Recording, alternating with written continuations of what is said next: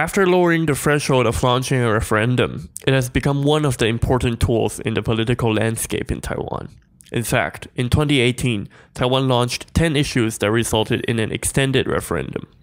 People responded strongly and eagerly to the referendum, but does that mean it is the best way to settle controversies and reach a public consensus?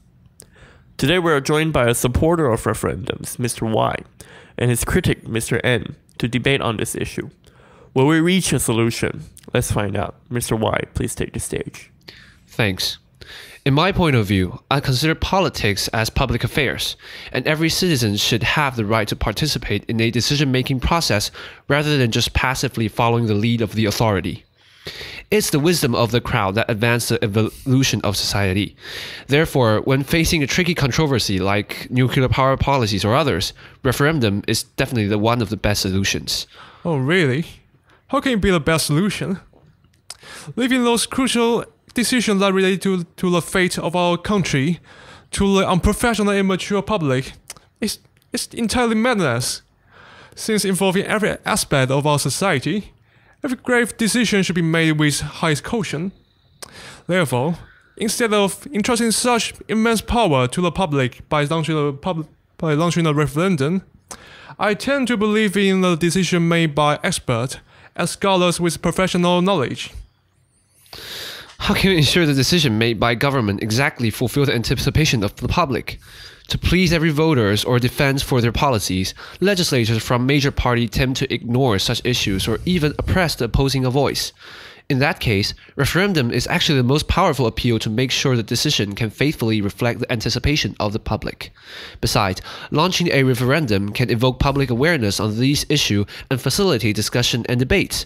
Through adequate decisions, citizens have the chance to fully comprehend the issue and make rational decisions by their will. What a beautiful idealism. The rational and caring voter only exists in your imagination, okay? Unfortunately, the ugly truth is that most people do not care about these issues at all. What they really want is a practical and ready-made solution, rather than involving in those time-consuming discussion and decision-making process, since these issues may have nothing to do with their own life. I admit that most citizens may not actively participate in launching referendums, yet making people to expose in debates between those two opposite interest groups can bring more public awareness to the issue. Make the decision is never the only goal of launching a referendum.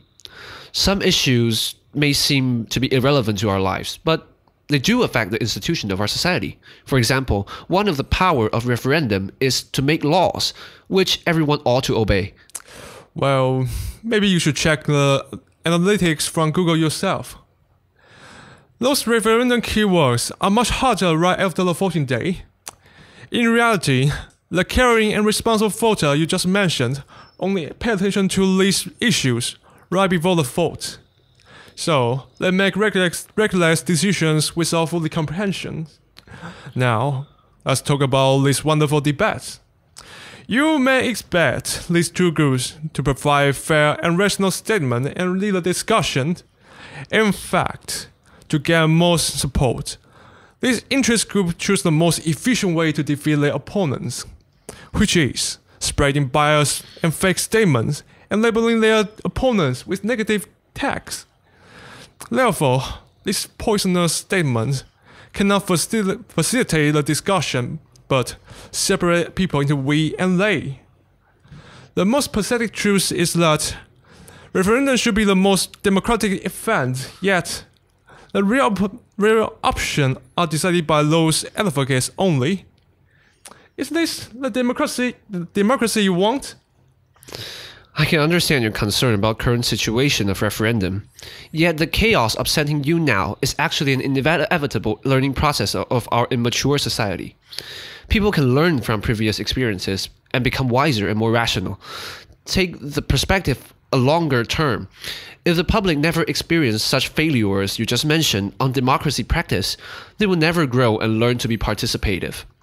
Both of us wish the public can think independently and critically in order to see through those deceiving statements and understand the possible consequences of their decisions.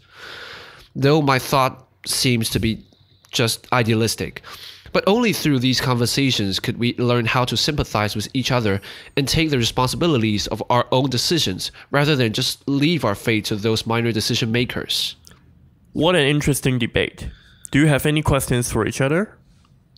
I understand your criticism on referendum, which is truly the flaw of democratic system. However, if not going through why discussions come along with the referendum, how do you make sure those critical decisions of our country fit into the value of the nation? Okay, it's my turn. Referendum may be a workable solution to determine the result of an issue in a senior democratic country. Yet, can a society with immature democracy successfully replicate the result? What will you do when the mainstream opinion is against the professional opinion? The purpose for launching referendums should be to determine the public opinion on important policies. However, there is always debate surrounding whether an issue should be or could be decided by public vote. With any national decision comes great responsibility, and as citizens, we should educate ourselves constantly, and through social conversation, referendums surely could remain one of the options. We will see you next week.